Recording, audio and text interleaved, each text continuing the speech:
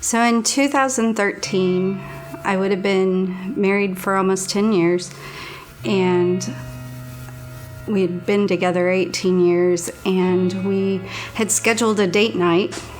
I went to take Jordan to a slumber party, and I dropped her off, and on the way home, I get a call from my husband who says, "I've cleared out the bank account, and you guys have a good life."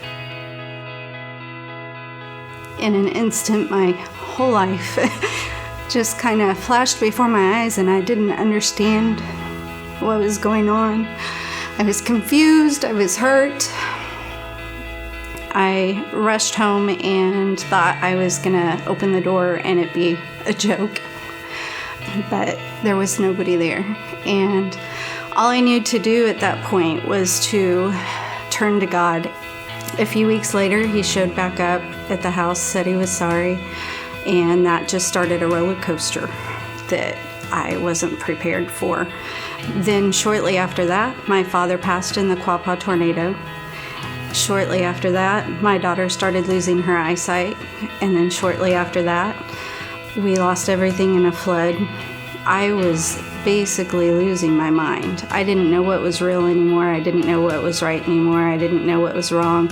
And I called Ashley Smith and said, "I need to talk to one of our spiritual mentors." I said, "I'm losing the battle in my mind, and I'm not going to be here much longer if I don't talk to somebody and get the help that I need right now."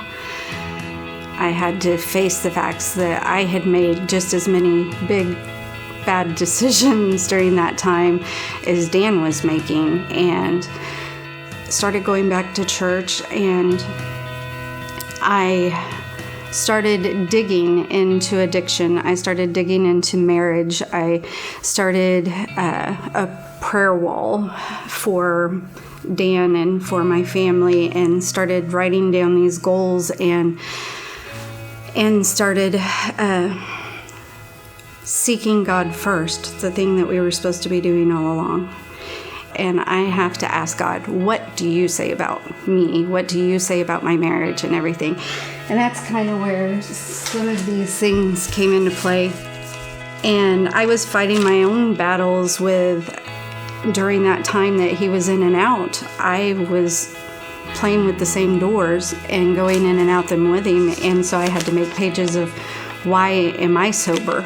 And the reasons I can stay sober. And the very first one is it's pleasing to God. This was the first time when I just did nothing but listen to His Word, read His Word, renew my mind, all the things we're told to do, and did it on purpose, writing it down on paper, ingraining it in my mind. I found out that I'm a child of God and I am loved. And it hit me like a ton of bricks. I had started doing all this writing, and then I was walking the dog one day, and I'd went down the street, and there was this big field, and in the middle of the field, I fell to my knees, and I just screamed as loud as I could. I was so angry, so hurt, so everything all at once, and all of a sudden, this extreme peace and everything I had been writing down just kind of flooded through my mind. And then all I kept hearing was that I love you.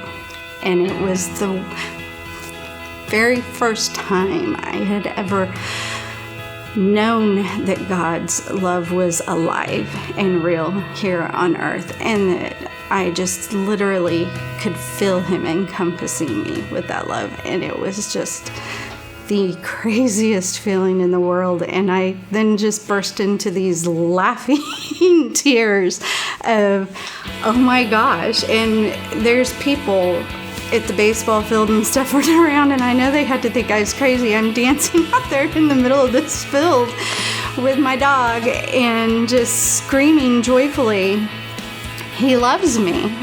It was so crazy. And that was the main turning point for me in this whole journey. It was like a 5-year span of time that we were struggling up and down. And at that moment, I realized the other thing that was so important in my marriage was that my husband wasn't mine. He belonged to God first. It wasn't long after that we started to see some things change in him. We had went to my mom's to do some laundry one day, and when we came back that night, we found Dan in our parking lot with a bike on top of him. We got him to the hospital, and they said if we had been 15 minutes later, he wouldn't still be with us. When my husband woke up from that 3 days, he woke up an entirely different person. And that's what everybody kept telling me they were praying, was that he would just wake up and know who he is and know he is loved.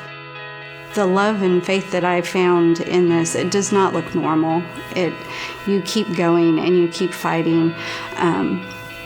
And I believe that's what God does for us every day. He didn't crawl on that cross and bleed like he did for us to ever think that we are alone or to give up. And so I found that. I found my identity in him. I found a church family that I never knew existed before, that believes in a crazy, reckless love of God. Those things are priceless, and I wouldn't have given up that time for anything.